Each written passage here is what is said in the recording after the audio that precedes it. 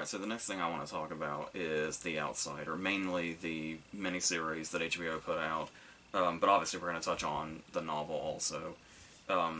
Here represented in both paperback and the hardback. The paperback kind of have the cover that the show went with, like they typically do. It took me forever to realize that it's an embarrassing amount of time that it's kind of like it takes on, this cover in particular takes on the image of like a featureless face with just like the figure working as like a nose area, I guess. I don't know why it took me so long to notice that, but going into this, it is obviously The Outsider is the follow-up to the Hodges trilogy with Mr. Mercedes, then Finders Keepers, and then End of Watch.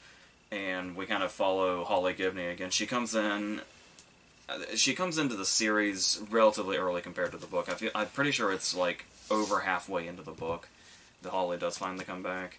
But yeah, so we'll get into all this. I've talked about miniseries before. Usually it's like kind of all at once after, you know, the whole thing. But I think I'm just going to, even though I have seen the whole thing now, I was just going to take it kind of an episode at a time. And this was something where I did get a start on it before I read, when it first aired. I saw the first 4 episodes, and I kind of lost interest in it, and then, like, you know, a couple of years later, I read the book, and then I went back to the series, and now this is how we're talking about it. So, let's just go ahead and get into the first episode. So going into this first episode, not only is Jason Bateman cast as Terry, and plays that very well, but he's also the director of this episode and the next one, and does a really astonishing job with that. Like, we've seen, you know, that like I've done my praise for Bad Words and stuff like that, and obviously Ozark, which I'm still embarrassed to say I still need to get to, especially as a massive Jason Bateman fan, but I'll get there. But it seems he's really made a name for himself as a director as he's gone on, and I feel like it really kind of started to show itself here, especially when you get to this opening scene, where we're getting to the crime scene, and the score is playing, and it's one of those scores playing over this really disturbing imagery in this way that you would think would be like, sort of purposefully ironic, like ironically soothing, despite the fact of what we're about to look at. But I actually feel like it really sets the tone well, and that it feels like it's setting up a tragedy, rather than just kind of being sounding soothing for the sake of irony. I think there is a sadness in it right away, even though we're about to, you know, get this really gory imagery that you can't unsee, which is also kind of the point, where we're kind of seeing it from the witness's perspective in that sense, where he actually says, you know, I'm never going to unsee that, and nor would anybody. But, going on this, with the introductions of our sort of 2 main characters to start with, we do have Ralph Anderson, who is the cop, played by Ben Mendelsohn, and one significant change they made from the book right away, you can tell, is his son Derek, where in the book he's like away at camp, I think, or something like that, and in the series, Derek has died from cancer sometime before the events. And I feel like that's an interesting sort of way to set up a new dynamic, because when you look at the fact that Derek seems like he's almost kind of written out of the story, despite still being alive in the book, it does sort of set this foundation for how Ralph feels about what's going on, particularly with Terry, in this particular case, because he has a child. And it's like the fact that, you know, Terry took him under his wing and stuff like that, and all that is kind of setting in and giving Ralph this sort of intensity, but in passion towards the case, and ultimately his obsession with it. But here, taking Derek out of the equation by him having died tragically, does set up kind of a whole new tone in how Ralph sees this case, and how it kind of takes this, it gives him this sort of jadedness going into it, and you can see where much more of like an intense anger is coming from, where he's much more in the thought process of the Petersons at this point, because he's actually lost a child also. Just now that it's in this extremely horrific way, that's just going to be amplified by how he already feels about what's happened to Derek. and that just kind of setting the tone already, and the fact that Ben Mendelsohn is perfectly cast because he's able to seem like, you know, he's mainly known for playing villains, but there's cases where, like, he did a Nicole Holofcener movie, where you can see that he's very capable of playing guys that are just normal dudes, that have like nothing going on really. And so to take that and to imagine that that's how Ralph probably started off, and then when this happened to Derek, this tragedy, this jadedness sort of changed him, and now this thing with Frank Peterson going on, and the fact that it could be Terry, who he's trusted with his kid for so long, and all the other kids of the neighborhood for so long, you can see where Ralph is kind of spiraling as a character, and the way Mendelsohn plays that also, and that sort of quiet intensity that's going to build, is done really well. And then, on top of that, you have this fact that Terry is the main suspect, and the way they introduce the Maitlands, where it's this one shot that's pushing in, and it's not like, you know, cutting around, it's like the beginning of a sitcom or something. And I like that especially, not just because it looks good, but the way it sort of pulls us into the story and is also kind of pushing us into the Maitlands' lives when it's just this everyday thing going on where they're having breakfast before this game that's going to change what little is left of Terry's life. And the way they set that up, and the way Bateman does just come off like that ordinary dad type. So I love the casting of him especially because as we're doing this reveal, the way it's done in the book, where we're introduced, I also like that push in on the Maitlands having breakfast because we don't know yet in the series that Terry's the main suspect and he's about to be arrested at this game. So it's this way of seeing Ralph in this sort of distressed state, like in the bedroom and stuff like that. And then when we cut to the Maitlands, it's like, it's showing us without us already knowing, if we haven't read the book, that's how this is closing in, that this is leading to this between these two characters. And so what I especially love about the casting of Bateman is, while he does do that everyman dad type thing really well, there's something genuinely startling about seeing him feral when we see him like covered in the blood and he's coming out of the woods after this thing has just happened. And I love the reveal of it too, because they don't reveal that Terry's the one they're coming after until it's that shot where he pulls up in the van. And there's just something so not too flashy, but a very direct way of presenting this is what's going on. And that Terry is supposedly the problem here.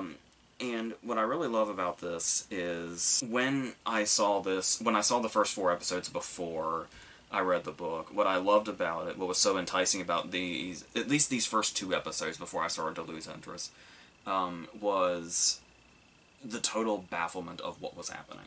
Because the way they set up, and I know, you know, King is known for having these magnificent setups and then not such a great payoff, and I guess you could throw this in there, but I mean, this in particular is a really incredible setup, where especially when the whole book conference thing comes in, and we've got this hooded figure that's kind of lurking around. It feels like it's throwing a lot at you at the beginning here, but the idea of setting up that we don't know who this hooded figure is that's going around, we don't know how Terry was at this book conference, despite the fact that we're seeing everything from the witness's perspective, and you just have no idea where this is going for a long time, and it seems obvious in retrospect, but you know, it's just, oh, somebody's taking on a form, obviously, or something is taking on the form of other people, obviously, but still, that never really softens the impact.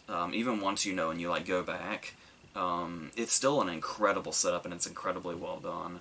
And like I said, I love the way they mirror the book as far as setting up that Terry's the one that's being taken in by introducing us to Terry, but then showing us the witnesses, and then that leading to his arrest, where we don't know right away when Terry's on his way to the game that he's the one that's going to be arrested, and he's the one that potentially did this in everybody else's eyes.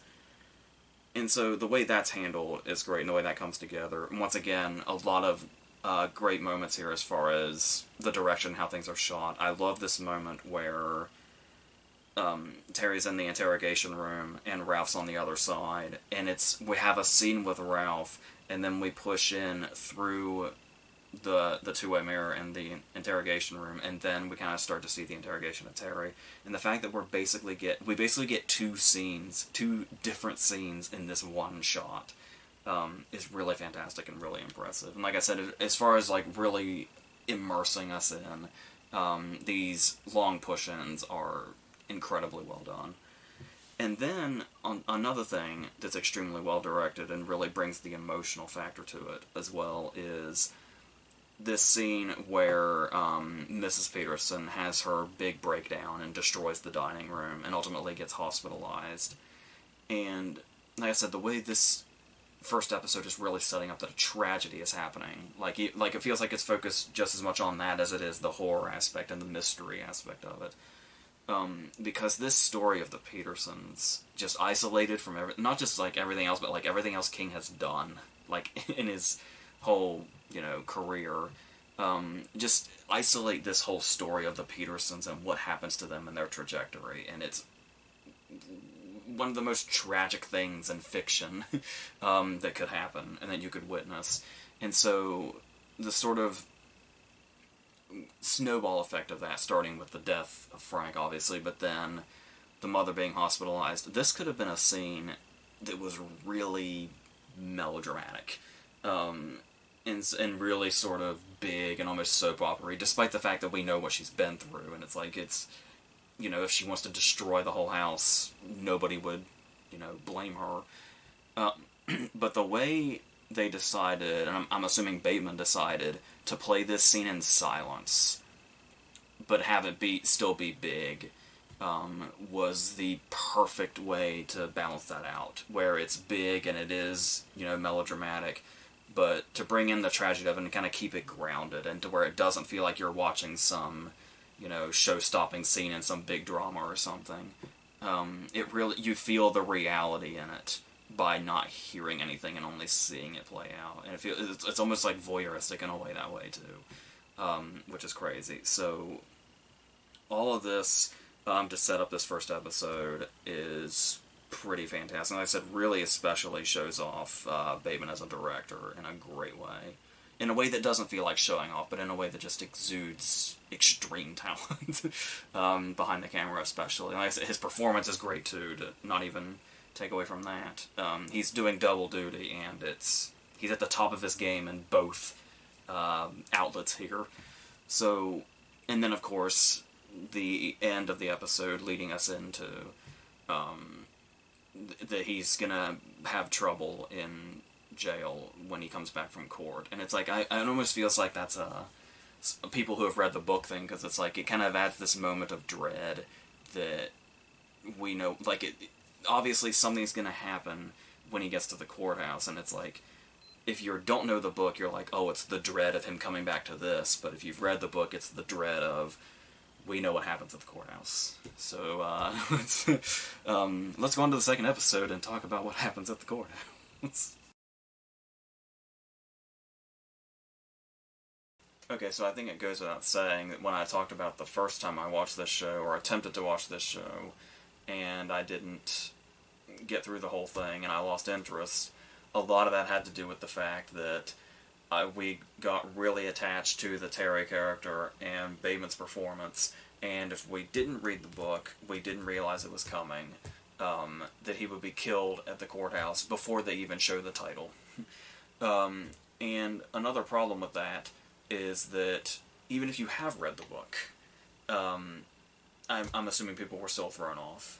Because when you're reading the paperback, I think it is like 217 pages in when Terry gets shot and killed. That is, this much of the book over here is gone, and with only this much left. And I think it's like 188 or something in the hardback. And yeah, that's really early to kill off this character. Now, obviously, in the confines of the novel, the way the story's structured is going to make a lot more sense, but the fact that we have Jason Bateman, who has directed the first two episodes, gives that performance where he talks about teaching Derek how to bunt, and then gets killed immediately before they show the title. I do remember that being like, oh, well, I'm done with this show already then. So now, watching the show back in its entirety with the context of everything that's in the books, yeah, it does make sense that this is like a big turning point as opposed to what the entire story was going to be. And the fact that it only brings the mystery into even more baffling directions for everybody investigating, and also continues down this path of family fallout, where we've already talked about the absolute tragedy that is the Peterson family throughout this story, which kind of came to its head here when the father attempts suicide and will likely not make it. And then there is the fallout with the Maitland family, where obviously his daughters are going through their whole thing, not to mention, you know, the outsider kind of harassing the youngest daughter and continuously making appearances, which we have yet to see in the show, if I remember correctly by this point. But we know what's happening. And then the way Glory, Terry's wife, is reacting to all this, and the way she's reacting to Ralph specifically, and how much sense that makes from an emotional standpoint. And especially the moment where she specifically says his last words were that he didn't do it, and not just that, but his last words were to you and not to me, and stuff like that. And that's some really powerful and tragic stuff in itself. As far as the investigation itself, we do have the addition of Hoskins now, who's this sort of unpredictable character that comes along, and it's like, in a case that's already this insane, it's like the idea, particularly on King's part, I suppose, to bring in kind of a loose cannon character who's part of the investigation, is sort of a nice wild card to throw into the middle of this. And then I don't know if it'd be like, if you were talking like a real life standpoint, as far as getting this case figured out, I don't know if it'd be the best choice, but from an entertainment and story perspective, certainly do that by all means. Bring in a wild card like Hoskins in particular.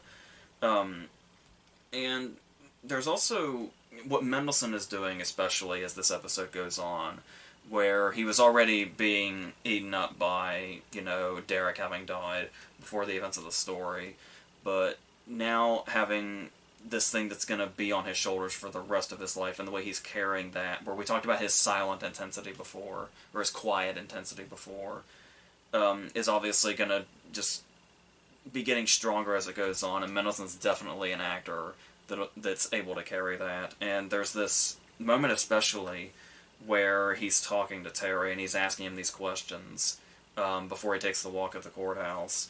And in these moments when he's asking him these questions, you can see so vividly the contempt that he has for Frankie's murder, whether Terry did it or not. The fact that he could be looking at Frankie's killer, but also just the fact that it happened at all, you can see that contempt, like almost like a contempt for the world on his face as he's asking these questions, but at the same time you can also see the really fearful uncertainty. Like when he had that moment in the first episode, where he said, I genuinely don't know. Like, I don't know if Terry killed him or what, even though all the evidence points to that, I just don't know. And you can kind of see in this moment where that's becoming, the bafflement is becoming fear, which is going to become, obviously, many emotions throughout this story. But in this moment where he's face-to-face with Terry for pretty much the last time, prior to the walk, you can really see something in this performance and in the character that Mendelsohn brings that's fantastic and says so much while he says so little, which is another thing that he's just brilliant at pretty much always. And as far as like the investigation goes, also I love the inclusion of like the way Jeannie helps him, like that, even though it's, you know, just Google, still to see like sort of all the pieces working together on this, and the fact the way that it sort of is a nice balance to him not getting any help from Gloria whatsoever for obvious reasons, for understandable reasons. But the way Jeannie can just kind of get on this and just go with it and actually help him, is a way that kind of elevates her from just the, oh, I'm the suffering wife while you go through this investigation kind of thing. It's something that I really like also. So, and wanting him kind of brings this sort of, you know, warmth to that sort of cliche role you'd expect, but also that sort of investigative aspect. She's able to play both those sides well also. I guess the only other thing to mention about this episode is, despite the fact that this is one of the, you know, better ones of the entire series, these first two that Bateman directed were obviously, even though you can get to know the story better when you read the novel and you can see how it plays out, still, there's not quite something that can get to the heights of these first two episodes. And I think a lot of that is Bateman's direction, but there's a recognizable director here or there throughout. For the rest of the series also, we'll talk about that also. But one more thing on the Bateman thing. I love that Steve Whitting is the Doctor who he's kind of... who he obviously Bateman has known since childhood from the Hogan Family, that old show that went for like 5 seasons or something. And I love the fact that Whitting's been in like every one of his movies since then, or everything he's directed since then. So I love that sort of, that relationship has kind of sustained that, and he makes those appearances. So, yeah, so I really love these first two episodes. Like I said, maybe the rest doesn't have the strength of that, and obviously that's another, in true King fashion, you know, the way it wraps up may not be, but we've got a little bit to go before we get there, so let's go into the third episode. Okay, so like we were talking about, the second episode, just to kind of in general, but mainly Terry's death, kind of started this turning point to where we're going from there, and obviously this one sets up a lot. These episodes of the show from like 3 to 10, like a whole giant portion of this show, past the first two episodes, are basically the second half of the book. Because like I said, we kind of sped through the Terry stuff, which I'm still not quite sure how I feel about that, but going into this one, we have a lot kind of being set off. Not only do we go further into the characters we already know, particularly Ralph and Jeannie, but we introduce one of our most major characters, Holly Gibney from the Mr. Mercedes trilogy.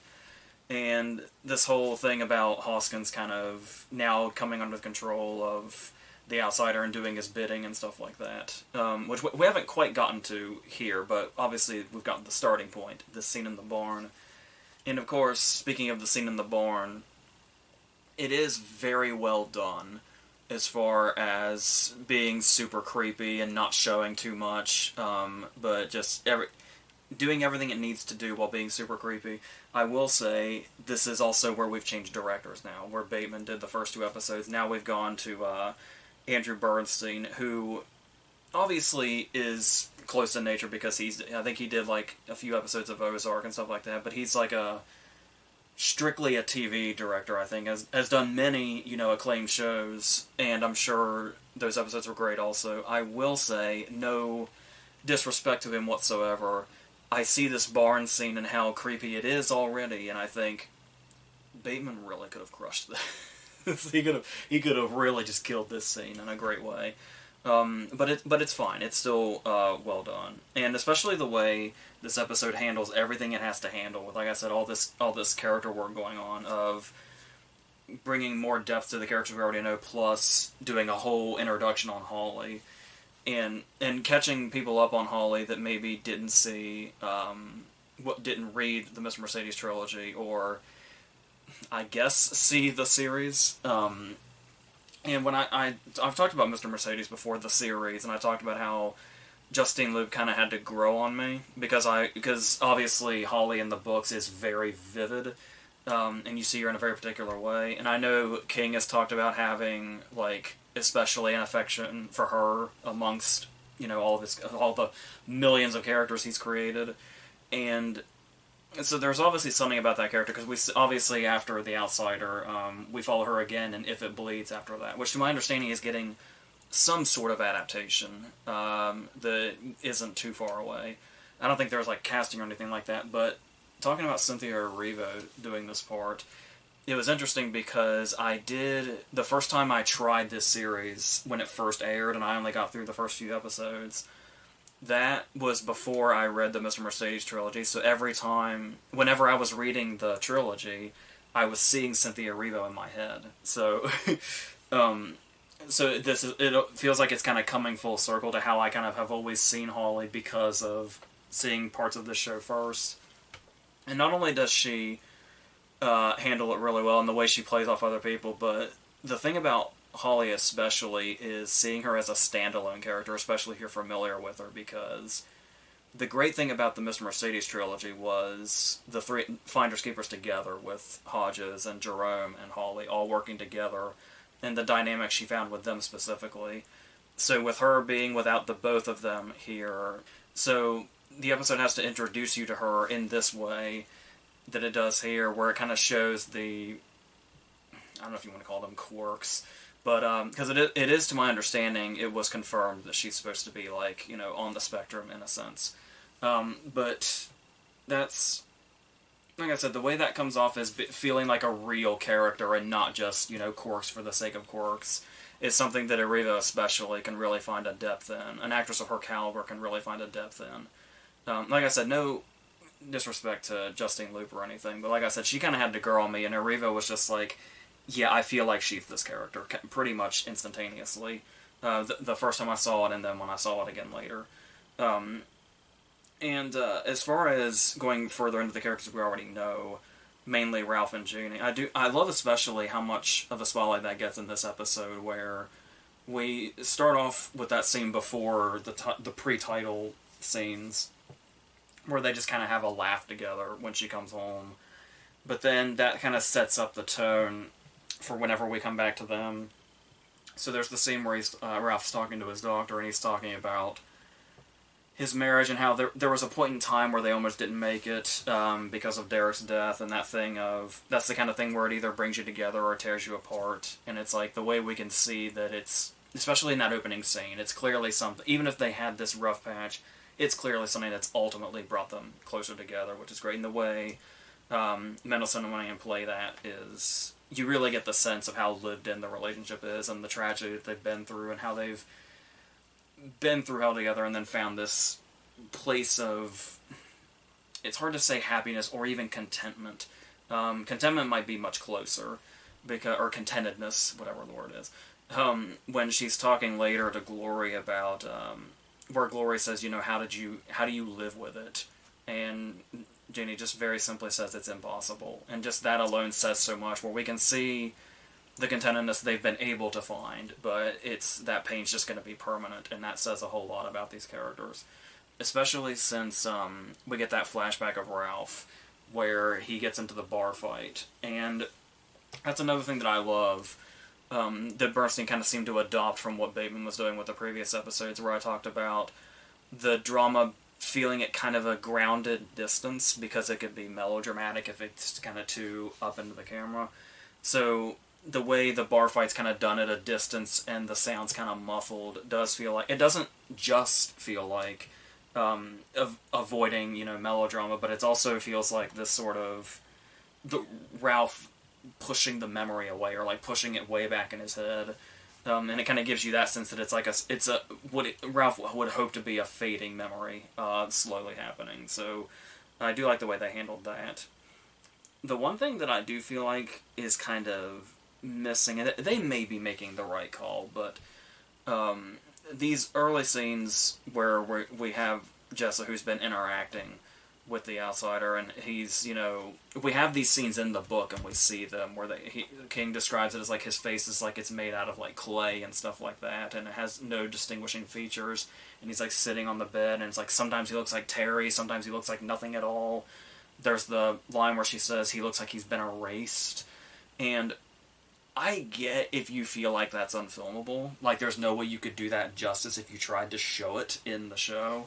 So we just kind of get it from her perspective. And I've talked about this before, where it's like, sometimes, especially in horror, if you just have a character describing something that you don't actually see, where it's kind of like a story's being told to you, kind of like when you read a book, and you can just visualize it in your head, and that's what's happening when a character's just telling you a story with no visuals. And so hearing Jessa describe this can take your mind there and create the creepiness for you, but I don't know, I feel like there was a way to shoot this, where you could use like silhouette or something, or, like I said, vague features, maybe make it feel like, where they kind of say, like, she's absolutely convinced it's real, they're convinced it's a dream, so to maybe kind of shoot it in a way that feels like half reality, half a dream. Like, I feel like it's possible. But I do understand where they'd be coming from with just hearing it from Jessa's perspective and just verbally, could tell the story in itself, but and bring that creepiness to it.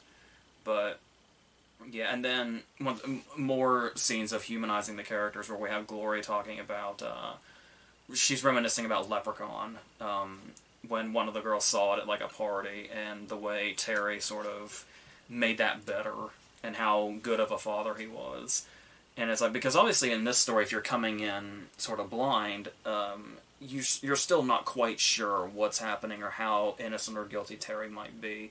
Even though it's becoming clearer that there's something, something else going on here. But we'll get into that stuff also. But I do like I said, it does. Once we lost not just the character of Terry, but Bateman's direction also, it does feel like something's missing now. But with how much this episode had to handle, I feel like it still did it pretty well. So, yeah, so that's great for everybody involved here. So that brings us to the fourth episode. Alright, so as I've been saying, episode 4, which we've reached now, is where I tuned out the first time I watched the series, or started to watch the series. So let's see if we can kind of pinpoint where that might have happened and why. To start off with, this opening scene before the title, we have Heath Hofstadter, who was introduced in the previous episode, and it's interesting how we see him kind of play out, because in the last episode we basically saw what would be the end of his arc, more or less, and now we're kind of coming back to the beginning with this opening scene where he's on this date, and that's a good way to kind of, draw us in to think, okay, how is this guy involved, and how's he doing all that, like, how does he get involved in all this, what is his relation to it. As far as a mystery standpoint, that is a decent way to go, and then as his story unravels, we see this continuing thing going on with the way the outsider pursues his victims and doesn't just take out people, but rather, or not just make it look like people are, killing children and all that, but taking out their entire families also. And like how we've kind of, we went through it with the Petersons, and then we get it with the Hofstadters, and then we get it through the Williams family, and it's just this endless chain of tragic carnage as this goes on. And we're starting to kind of piece together that this is what this thing does. So, that's intriguing enough. And then there is the inclusion of Terry's dad, who we're finally seeing for the first time after he's been a little bit built up.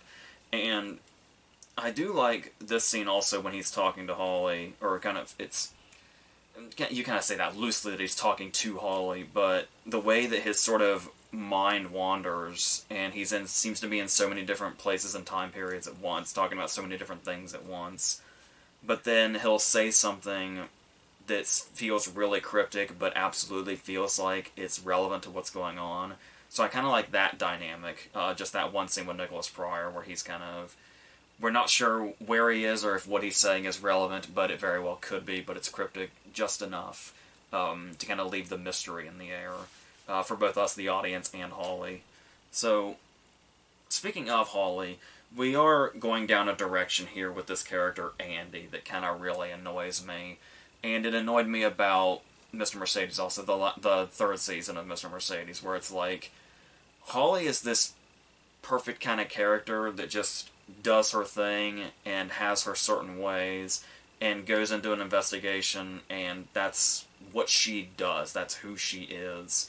And for some reason, TV writers, in particular, seem to really want to set her up with somebody. Because she had this sort of love interest in Mr. Mercedes, and now they were trying to do it here with this Andy character. And I really don't know why. I don't know what the appeal of that is. It feels so much like filler, and not really the kind of thing where there's much more interesting things Holly could be doing, and does do, that desperately trying to give her some sort of love story, some sort of connection with somebody in that way, just seems really unnecessary. And I think that's not just that, but I can see where this is the episode that kind of made me tune out the first time I tried it. Because, on top of that, while we do also have, the investigation is making progress. Like, we got Holly investigating the scratches, we've got Claude Bolton coming more into it, which obviously gives us more Patty Considine, which is always great. But, there's also a lot of disjointedness in this episode, it feels like. There's a lot of stuff they're kind of trying to throw at us. They're really trying to force a backstory on Holly to us, and it's not even necessarily a backstory that you would know if you read the Mercedes trilogy, but it's, I don't know, just stuff that they're trying to do so much with Holly that's unnecessary, because you don't really need to add things to that character for her to be interesting. She just kind of is already. But there's a lot of stuff they've sort of taken out of the character, like not just this whole idea of just letting her do her thing without adding things onto it, but like her love for movies and knowing like all movies inside and out plays a bit, like it was just kind of a fun character trait for most of the books, but then it really plays a part in The Outsider, specifically in the book, where she already has a movie in mind that she knows. She like brings it with her because immediately it occurs to her, this is like that, and then it makes that connection, and she finds out the whole mythology surrounding what this thing could probably be. But instead of doing that, they really like, maybe they thought that was too simple, maybe, but this idea that she has to go through a whole other case where the outsider took over somebody else, and then a whole other thing happened with this Maria person, and I feel like all this Maria stuff probably could have been cut out. And so we go down this very generic path of, she goes and she interviews somebody, and this person like knows all the mythology, and they talk in like a dark room around a kitchen table and stuff like that.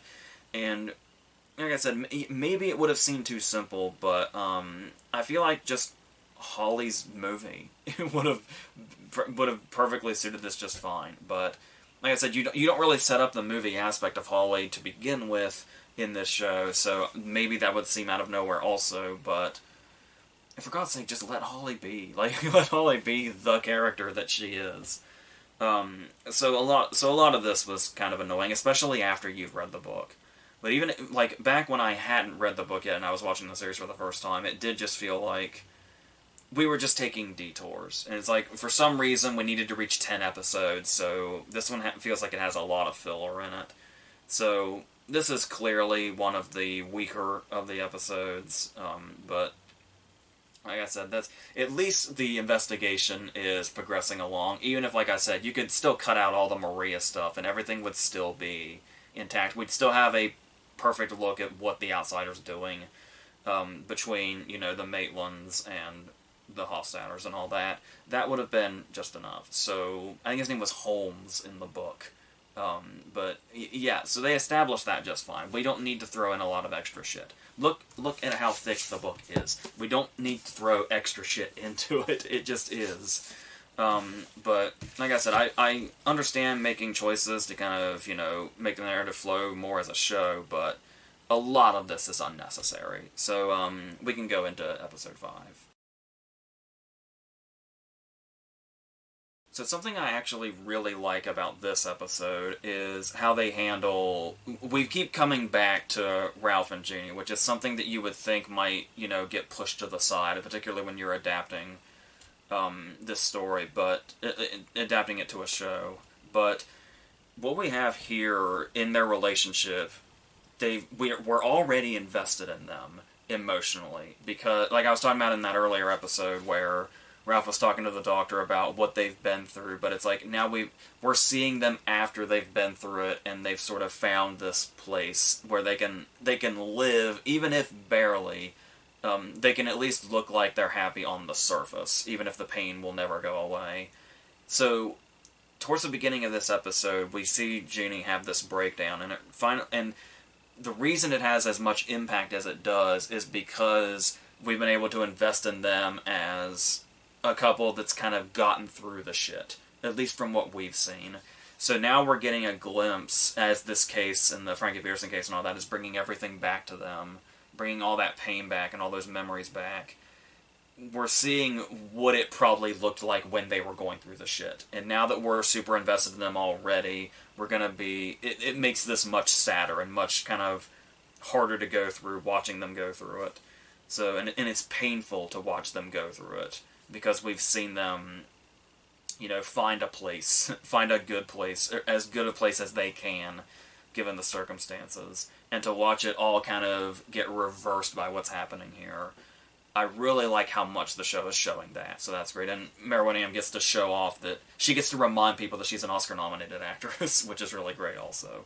So watching them and their relationship is something that the show is pulling off really well to this point, which is great. And as far as other relationships go, it is interesting also, I feel like, the way they're really focusing on this Hoskins and Tamika relationship, where it's a relationship that we haven't... Like, it's all a relationship that was taking place prior to the events of the show as we're seeing them, but then kind of getting context clues through their interactions as Hoskins is changing after the outsider, took control of him. And the way that she seems so... Like she's troubled by the distance that's between them now, and just with that alone, we get the idea of what their working relationship was like prior to the events of the show. So I like that we got a lot of character focus in this episode that's really nice, and we really needed after the kind of shit show that was episode 4. But there is one thing that they left out that's troubling, which is one of the more effective and memorable scenes of maybe the whole book is when Hoskins learns that he's under the control of the outsider. It's the scene when he's in the bathroom and it's behind the curtain and it's talking to him, and it's like we only see like its fingers kind of coming around, and it's like that scene, when you read it in the book, is so vivid and so terrifying.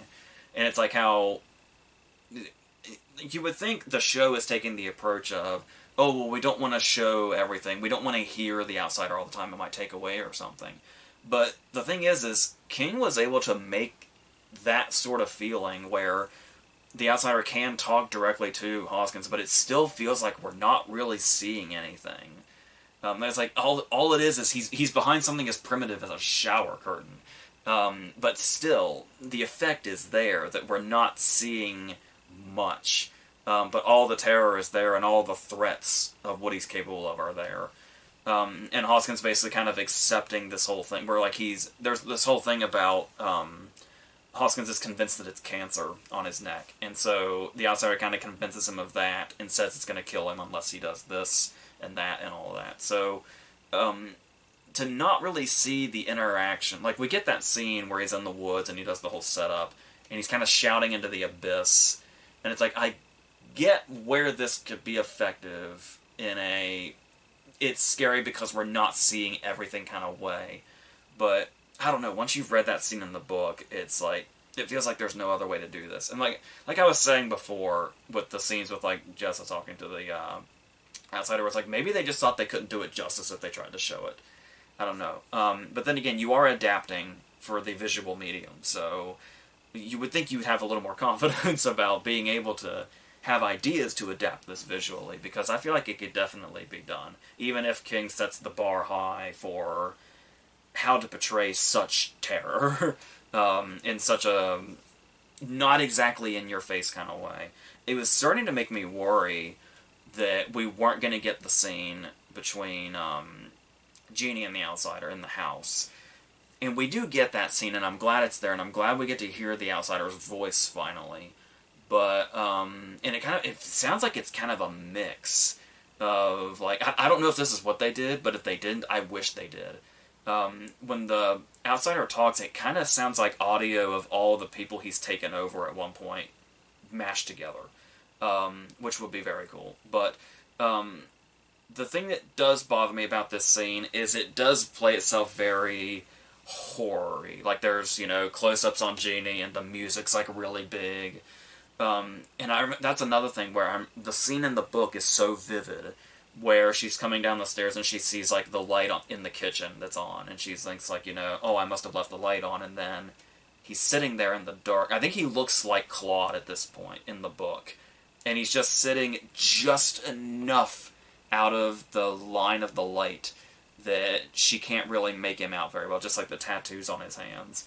And that scene really stood out also in the book because it was like, we were really in Jeannie's perspective, because it was like, and this is something that King does really well throughout most of his career, which is reading a scene and both you and the characters are thinking, is this real or not? And where it's like when she sees him in the kitchen in the book, it's like you get this sense that it feels so weirdly casual while also being terrifying, and that's that thing where it's like it feels like it's blurring that line, where Ralph tells her later, it's like, you just had a really vivid dream, that's all it was.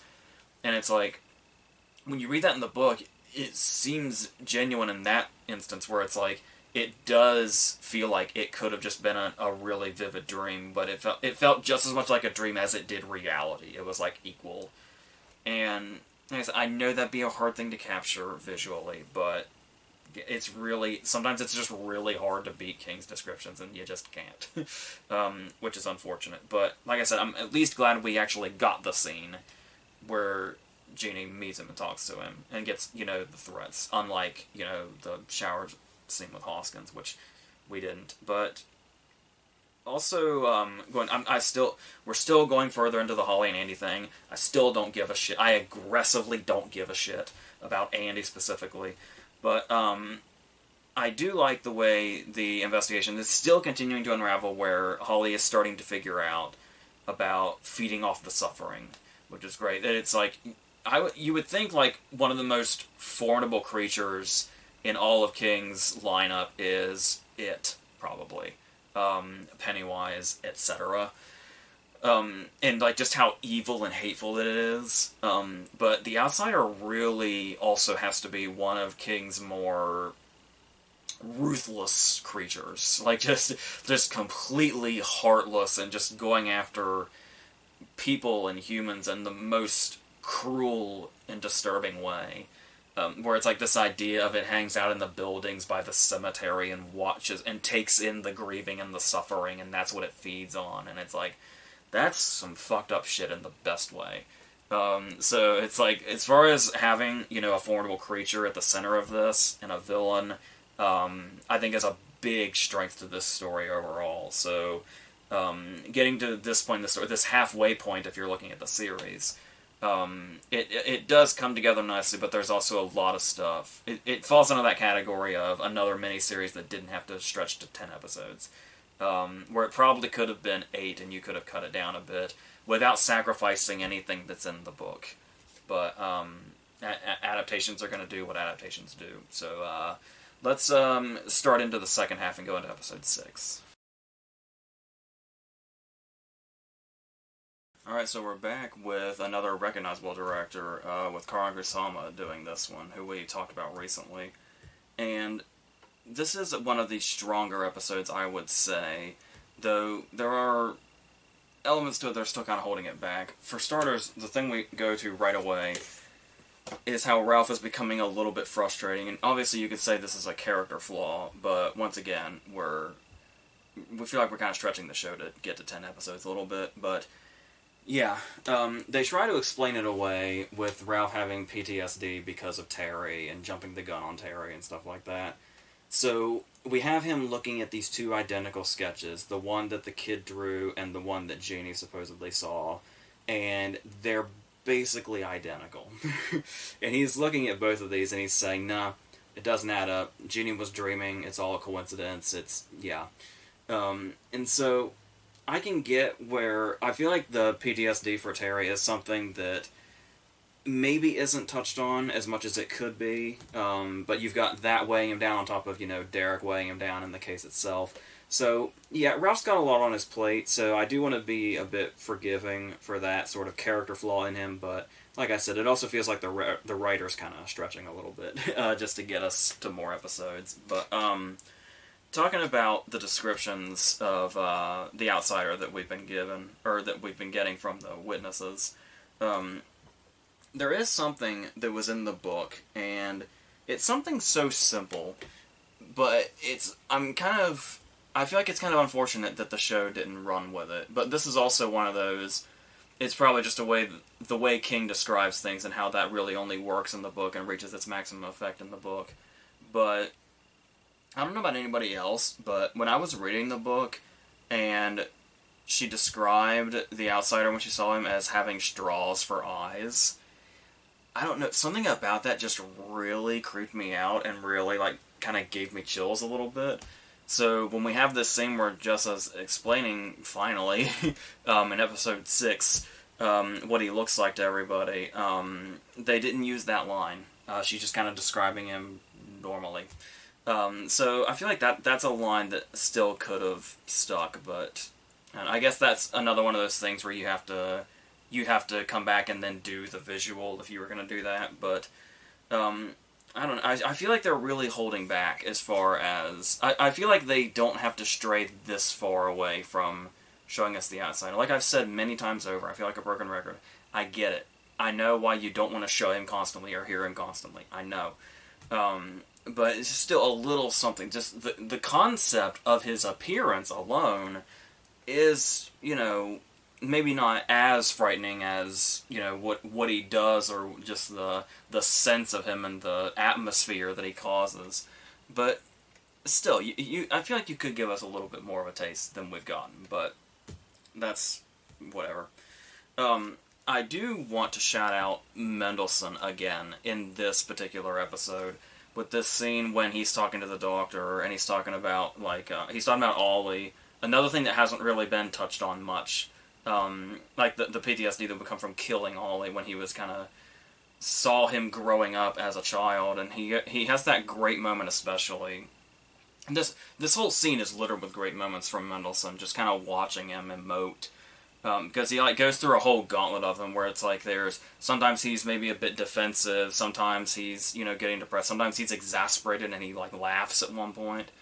But then there's that one particular moment when he's talking about Ollie and Derek, and he says that he's talking about that vision that he had of Derek in the previous episode, the very end of the previous episode. And they're trying to decipher what that means, and he says maybe he didn't want me to get him, confused with Ollie in my mind, or where the guilt is, or where the trauma is, or whatever. And then right after he says that, maybe Derek doesn't want me getting him confused with Ollie, he mixes them up right away. When he says, Ollie was the age that they'd be the same age if Ollie had lived, and then he changes it to, I meant Derek had lived. But then it's that's sad and tragic on two levels, because not only is he mixing them up after he just said that was basically his fear, but the fact that he's got so many dead kids in his life now, he's mixing up which one is which. And having to put this little side note, oh, well, they're both dead anyway, so... and that's fucked up. And it's, like I was saying before, in this really great way. In a very, very effective way. We have Holly doing her thing now, where it's time for her to relay all the information that we know to the rest of the cast. Which, like I said, is information we all know, so this is basically the point where every character gets a previously on. Where it's previously on The Outsider. I'm going to tell you all what everybody already knows. Which is basically just build up for the moment where Glory blows up, particularly at Holly. And this is a great moment for her. I haven't singled out Julianne Nicholson enough, I don't think. I've talked way in the past before about how much I love her and how great she's been in everything, especially when she's in indie movies like Tully and stuff like that. Not to be confused with the Jason Reitman movie. But, yeah, she's great here, and she's got a lot to... That's another one where I've been talking about how it's been better, how the show has found ways to stray away from melodrama. So, it'll do, scenes from a distance or scenes in silence or whatever. But the Julianne Nicholson scenes really do get to go in that sort of upfront, melodramatic nature. But I feel like who her character is and what her character has been through, if there's one character that's going to get those scenes, it makes perfect sense that it's Glory. So, so I don't mind that, and I think Nicholson plays them perfectly well. As far as what's going on with Hoskins, I have talked about, in this very moment, how I would maybe like to see more of that interaction we got in the book between the Outsider and other characters, particularly Hoskins. Because Hoskins, we're not really getting... every interaction between Hoskins and the Outsider in the show, up to this point, is indirect. Where it's you'll see him, shouting into nothingness, Or there's the stop her that comes up on the wall or on his hands. And I actually think the stop her stuff in this episode actually is pretty effective. To where it shows not only is he completely controlled by him in body and everything else, but just as far as having the looming presence where he's not physically present, but you get the sense that he's everywhere. I feel like that actually does work here, and how it is sort of some sort of physical manifestation, and isn't just, Hoskins, screaming at nothing. But, yeah, we do have one scene, though, that almost brings the episode down, where the form is taken of his mother, and his mother essentially punishes him for not having killed Holly yet. And this scene is a little ridiculous, tonally and otherwise. But, I mean, once again, it's another one of those things where I could get it on paper. But, like, actually seeing it, that's a scene I don't know that really translates literally well. So, listen, I get the concept of it, which is fine, but, I don't know about that. But, apart from that, though, like I said, this is probably one of the stronger episodes as far as this middle portion of the show. And maybe that has something to do with Kusama, who's obviously a very good and very unique director, a very diverse director at the helm of this episode. Probably helps a lot also, but like the performances especially, Mendelsohn really stands out in that therapy scene, and Nicholson having her big blow up is great also. So that's how I would leave this episode, so we can go on to episode 7. Alright, so in this episode, we have a little bit of crossover with the Mr. Mercedes series, in the sense that Dennis Lehane wrote this episode, who wrote a number of the episodes of Mr. Mercedes, and had, like, I think he had a kind of a big hand in that show's existence, period. And obviously he's the amazing writer that did stuff like Mystic River and Shutter Island and Gone Baby Gone and Live by Night and all that stuff. Animal Rescue, which was turned into The Drop, which is amazing. So, it's with that kind of resume, it's very surprising that this is probably the most useless episode of this series. The most underwhelming, for sure. It does start with a great moment early on, where we get a shot of the Maitland's kitchen as Glory's kind of deciding to go back to work, and they've got this, babysitter here now, and they're basically trying to put their lives back together. And it's a very similar shot to that one from the very first episode, the very first time we saw the Maitlands when they were having breakfast and Terry was there and everything. And I like the fact that this shot is here again now, because you do get this sense that regardless of how much time has passed within the story, when you see the family from this shot again, and you think back to the first time we got this shot, where they were having breakfast, it was before the game, when Terry got arrested, everything, it feels like so much has happened, and everything feels so long ago, and them being a happy family with Terry intact feels so far away at this point. Even though this is them trying to kind of pick themselves back up a little bit, is what the kind of purpose of the scene is, you still get the sense that you get this empty sense. That's really kind of tragic in its core without being too blatant about that. So I really like the way they reused that shot. And we do have a scene later with Glory where this very uncomfortable scene where Glory kind of blows up because she's showing the house to this couple and gets the sense that, she might be Terry Maitland, the potential, child killer's wife, and they know this, and it's going to become a big scene. So, like I was talking about in the previous episode, the way Nicholson handles the melodrama, it makes sense that it's this character that gets the scenes like this, that are bigger than the others, as far as the drama goes. Apart from that, this episode really doesn't have much to offer. It's going to be the shortest conversation we have here. There's, as much as I hate to say it, the stuff with Jack and Holly has no suspense to me, and I don't know if it's I mean, it could be having read the book and knowing that Holly's not going to die or anything like that, but I don't know, even then, even when you know the outcome, there can still be great suspense, and there was a lot of potential in this whole setup of Jack taking Holly, and there being some sort of suspense, but just not there's just really nothing there, at least to me. There's another really stupid moment with Andy, where Holly has this moment that is just so completely out of character and feels nothing like anything Holly Gibney would do or say whatsoever. Everything feels disconnected emotionally and otherwise. It feels like an episode from a different show or something. It's crazy.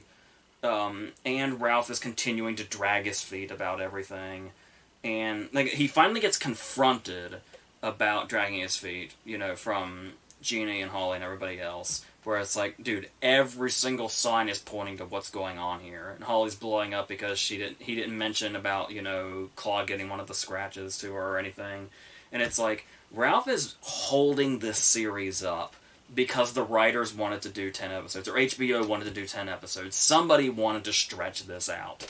And this episode is really, really showing that like it hasn't shown itself before. So, that's about all this episode was. Like I said, it felt pretty useless. We only really came forward a little bit. We're pushing towards the fact that Claude is going to become important at the end. But, we see Glory trying to get her life back together. Other than that, it feels like we're just kind of going in circles. So we're picking up the pace though as we're getting into the last 3 episodes. So let's get to episode 8. Alright, so with our filler episodes out of the way, this is when we're finally coming to a bit of a conclusion in these last 3 episodes, and we're rolling towards the big confrontation, and the question now is just who's going to be involved and who's going to get out alive, which is fun. So, we have this great moment right here at the beginning where we slowly get everybody one at a time agreeing to go. And we're kind of building our team here, and you get the sense of like this pact between them. It did start off as like an Andy moment, which I don't particularly care for, but it did end up building into this really great moment and showing the connection between these people and all of their willingness to go towards this thing, which could be certain death, just as a means of stopping it.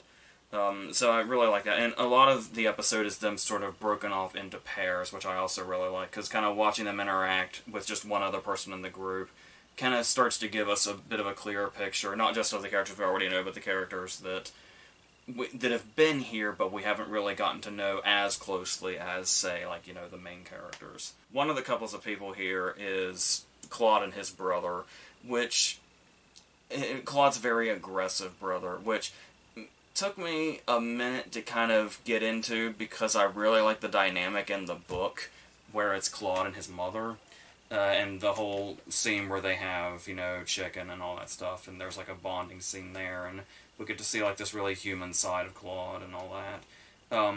And we do get, the humanity in this, brotherly relationship between the two of them, but it doesn't quite have the warmth of what was going on in the book as far as Claude's family and all that, but it's fine, I guess, for the story. I would have preferred the mother angle, but yeah, I'm guessing they made it a brother and an aggressive brother at that to have somebody else sort of in the climax. Of course, we have Ralph and Holly together, and what I really like about this scene especially is not only do we have the scene where Ralph monologues about Jack and his sniper skills, which is obvious foreshadowing.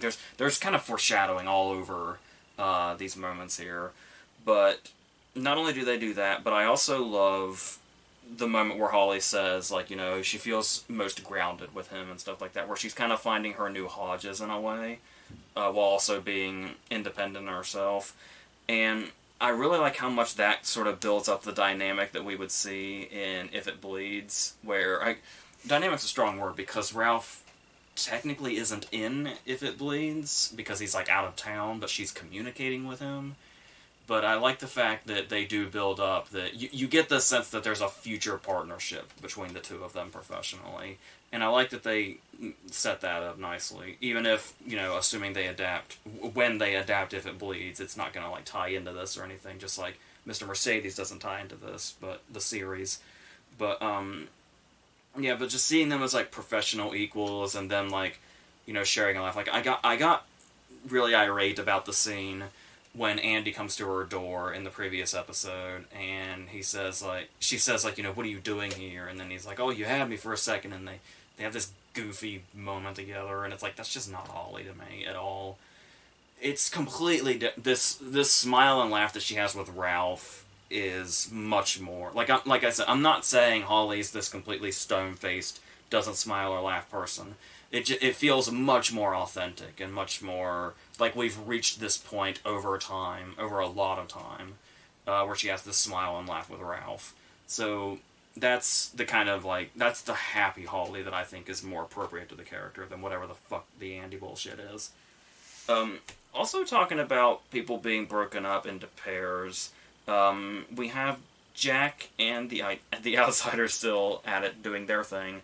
And what I like here is it does give a lot of what I've been talking about was missing from our villainous character here, where we have the moment where Jack's sniper skills come into play and we see him shoot somebody, and then these horrific moments where we hear the Outsider feeding, and Jack being tortured by the sounds of that and tortured by guilt when he gets in the car and he sees the family pictures hanging from the rearview mirror. Those are really great moments, great Jack moments especially, and then we finally get this moment where the Outsider's hand comes into view from the back seat, and it's that's what I was talking about. That's where you can show him or it without showing it, and still have that effect, and still feel like there's a physical presence there with Jack. And that's like I said, the missing shower scene out of the book, you could have gotten that same vibe with exactly what happens in this scene here. So I'm glad we got at least a little taste of that, even if it wasn't, present throughout the rest of it. And then we have this great scene of suspense where the Outsider shows up, where he's clearly almost completely in clawed form at this point, and he covers himself with this fox mask and tries to lure this child. And as it's actually seeing the Outsider in action for the first time this late in the game, it feels like a big moment, and they play it up very well, like I said, with the suspense and everything else. And we're late in the game now to the point that we know what happens, so it's almost surprising the kid ends up getting saved, because, like I said, we're late in the game, but we're not quite at the end. So for all we know as the audience, this kid is done for. So the fact that he actually gets caught and unmasked before he runs away is this sort of surprising moment. So as far as that being the climax of the episode, and then us finishing off with sort of bookending the idea of everybody coming together in this sort of great, almost recruitment moment, when Howie and Alec show up at the end, and it's now it's this very the gang's all here kind of moment, which is a great way to propel us off into these last two episodes where we're going right into the belly of the beast, as it were. So yeah, let's go into episode 9.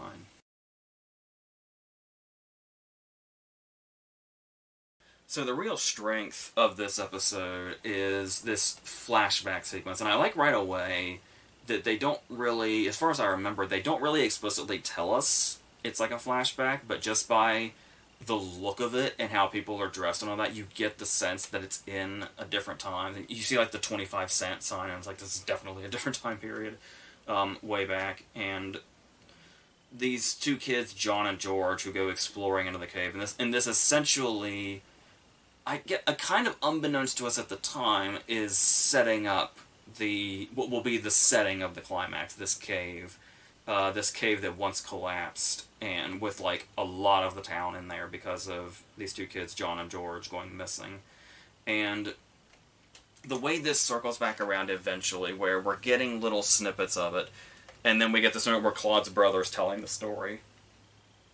And I said, it feels like this full circle moment where we realize what exactly part this is playing in the story, and it's really, really well done. Where it's like it's a little disorienting when they throw them in because you're like, what could this possibly have to do with anything? It's like, was it a previous outsider moment? Like, were these kids victims of that? And then to find out that it's basically setting up the cave is kind of a really great reveal. So we have that, and we have a lot of stuff in this episode. Also, like I was talking about, we're kind of catching up now, and we're getting the stuff that I was looking for previously, like seeing the outsider with Jack physically. Here we get a couple of things like I'm all about the eye descriptions, and even though we didn't get the straws for eyes thing, which I love so much, we do get that moment where the witness that was with the child, like it was like a grandfather or something, got the video of the outsider with what's in mid-morph into Claude's face when the mask got pulled off. I like the fact that we didn't see that till the end of the episode also. The way they kind of went around showing him at first after he was unmasked. And the way this guy describes it as when he pulled the mask off, it still looked like something was looking at him through a mask, even though it was this sort of morphed version of Claude's face. And that in itself, even though we've seen what the guy's describing, the description still hits in a way, and it feels super creepy the way he puts it, which is great. And we get Holly's movie knowledge, finally. Like I said, it would have been great if it played more into the plot like it does in the book, but, whatever. But, yeah, it's a two-sided thing, because it's like, yes, this whole Holly's movie knowledge thing is like a whole character trait, and that's great, and I'm glad we get to see it. It's also an Andy moment, so there's that, I guess. But take what it gives you, I guess. We have another great scene here, and it's another thing where we're kind of breaking off into pairs again, because we get another scene with Jeannie and Glory, which is great, because it's a way of making sure they're not completely pushed out of the story, and they're still here, and they still got this emotional foundation going on, which is great. But I really love this scene between Howie and Claude, where they go get the chicken, and Howie says, like, you built this up so much, we're going to have it right here, and we're just going to have a little heart-to-heart here. And this scene where Claude remembers Howie from his previous case, but Howie doesn't remember him. And we get this, it's a great moment between the both of them, because there's something soft in a good way about what Howie does here, and the way he treats the situation. But it's also a big moment for Claude, because of the way Howie says, I don't remember you, but because I've represented and worked with so many horrible, terrible people, if I don't remember you, that's not it means you're not so bad. And you get the sense that this is something that Claude really needed to hear, and how Claude wasn't really a bad guy. Just him getting put away was just this. He's moved on from it, and you feel like he's a different person. He's a better person, and this was like a big turning point in maybe his whole life, to hear Howie say, you're probably not bad. Like, there's so much worse things out there, as we're learning. But just in, like, a courtroom, there's so many worse things than whatever you are. And so that's going to be a big moment for Claude, that we can kind of see in the climax, too, as it comes, how Claude has kind of this big arc throughout it that I like. That I feel like that's something that wasn't really much in the book, and I like that the series kind of took that liberty and said we should give Claude, like, a whole sort of arc and a sort of thing here. So I really like that. And then I just got to single out Mendelsohn again. And you can do that the whole series, but as I said, his performance, especially going into these last few episodes, like, the whole show though, is really strong. And what I really like also is Mendelsohn's performance makes it feel like you could imagine Ralph in, like, a Hannibal story, like a Hannibal Lecter story, where, like, you could see Ralph as, like, a Will Graham type, like an older Will Graham. And that, like I said, the character feels so strong by this point now, and a lot of that I feel like has to do with Mendelsohn's performance, so I can't say enough good things about that. And then, of course, the episode ends with what is essentially going to be the climax of the whole show, where we get this sudden death of Alec. And it's like ending the episode right there. It's very, like Tajali, like in Breaking Bad, but still, it has this, because we've been with Alec along the way. Alec's the one that brought Holly into this whole situation, and to see him just kind of blinked out just like that right before the episode ends is pretty effective. And knowing that, I'm imagining when this came out and people not knowing the story or not having read the book or anything, and it's like Alec gets killed so suddenly, it cuts to black, and then you wait a week for the end of the show. Must have been kind of wild. So I can appreciate that. So yeah, let's go on to the final episode.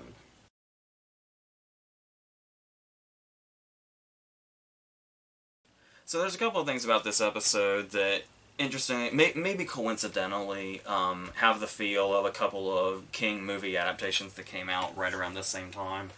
But the first one of those being this very Doctor Sleep feeling shootout. And you could say, like, well, they're both King, if they have similarities, that's going to be obvious. But I could be, I could be remembering this wrong, because when I know, books are descriptive, and the idea is the author tells you what to see, but I've found that there are times when I'm reading a book where, when it comes to location, my mind probably takes a lot of liberties. So I could be remembering this incorrectly, but when I remember visualizing the climax, the shootout, before we go into the cave, I remember it being really vast and really open, and kind of giving you this nowhere to run or hide kind of thing as Jack is shooting down on this area. So it does feel a bit more closed in than I feel like I initially imagined it, which takes adjusting. Like I said, makes it feel more like the Dr. Sleep shootout. But, yeah, going into that and seeing the ruthlessness of how, like, Alec is shooting, where Alec's already dead, but his body's still getting hit. And then we get the moment where the explosion happens and kills Andy. Oh no, I guess. And takes Howie as well. And I like the fact that Howie's death has an impact here, particularly with Claude, how we had that moment before where Howie essentially maybe sent Claude's life in a completely different direction now by saying, like, dude, you're okay, you're not bad. And so how that affects him. And I like how that gives, like, this sort of gravity to Howie's death that might not have otherwise been there, even though he's been a consistent character through the whole show. It certainly helps. And yeah, I give Andy a lot of shit, and yeah, he maybe didn't deserve to blow up or anything, but I guess it works in the sense of the theme of the outsider feeding on grief and despair and suffering and all that. So building up this whole thing about Holly having affection for somebody, and then watching him blow up while the outsider is nearby and getting stronger at every moment, makes sense, I guess. I don't know. There was a lot of Andy stuff for a moment that doesn't really play too much of a part, but like I said, thematically it's there and makes sense, I guess. So there's that.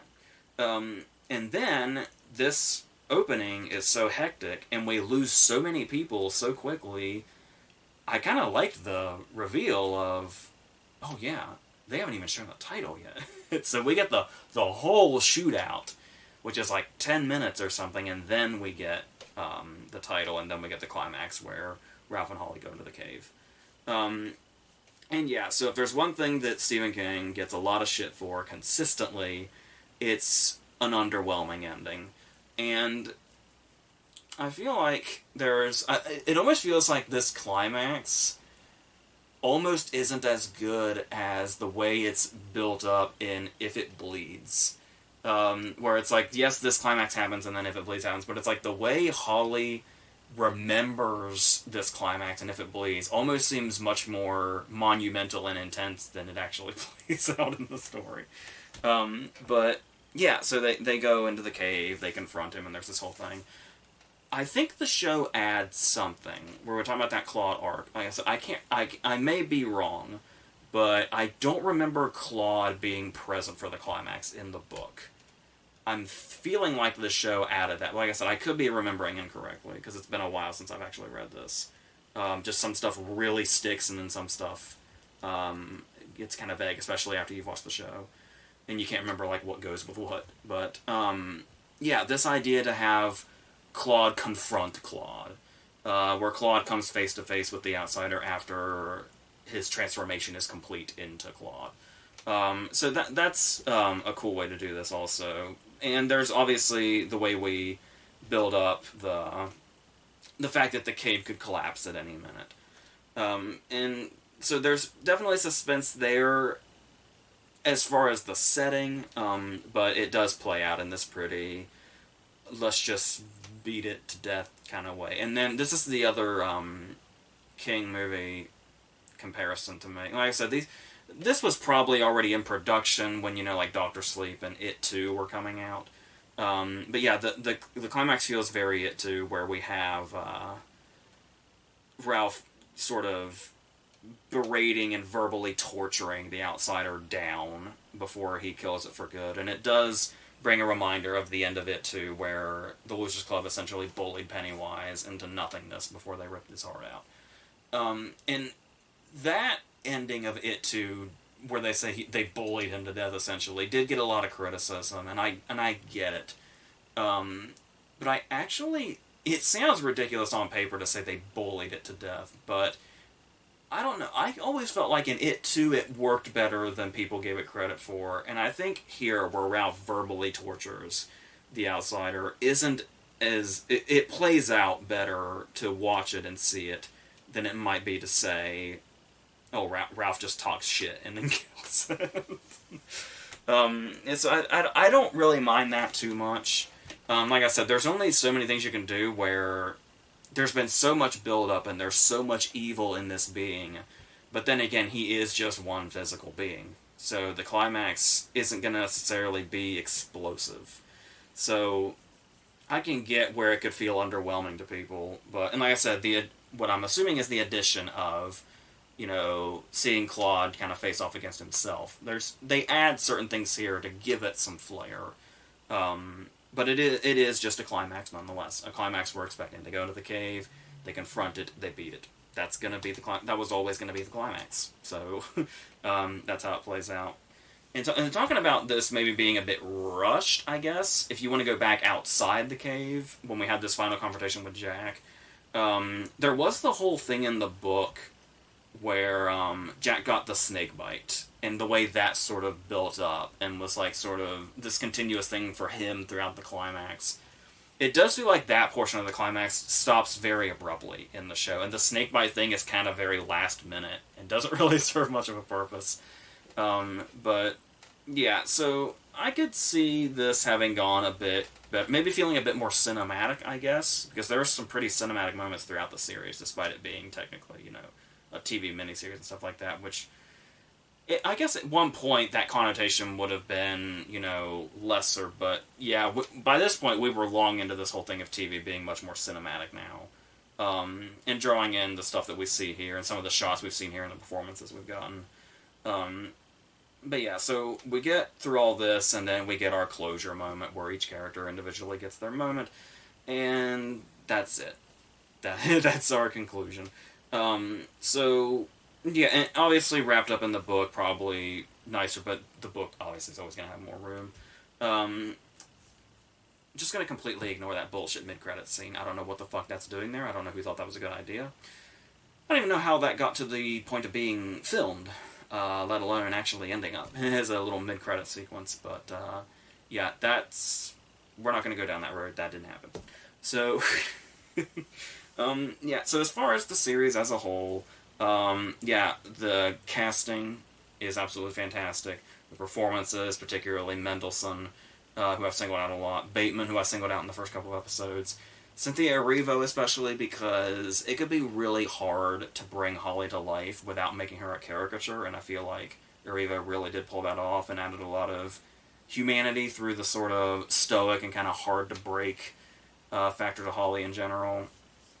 Minus a couple of moments here and there, probably with Andy.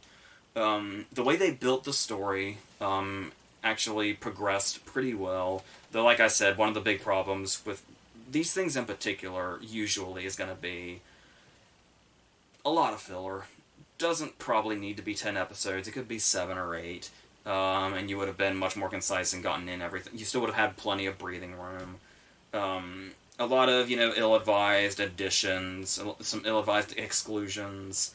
That's Yeah, but like I said, you're gonna have this. That's just a series thing, I guess. So even the best series, usually you'll be able to pinpoint moments where it's like that could have gone. Mini series in particular, series are a whole other thing, but a mini series is still intended to be one closed thing. That's why it's a mini series. So that makes it more apparent where you could have said, "Oh, that's not really necessary. That wasn't really going to build onto anything." And it was a needless addition to get us to 10 episodes. But overall, I would still think pretty positively of this series. Like I said, particularly the first couple of episodes, and really showing off Jason Bateman as a director and an actor, really, and this fucking awesome Mendelsohn performance, and actually does quite well of bringing King to life, which is something that can be kind of hard to do because King in his descriptions cannot be beat or matched.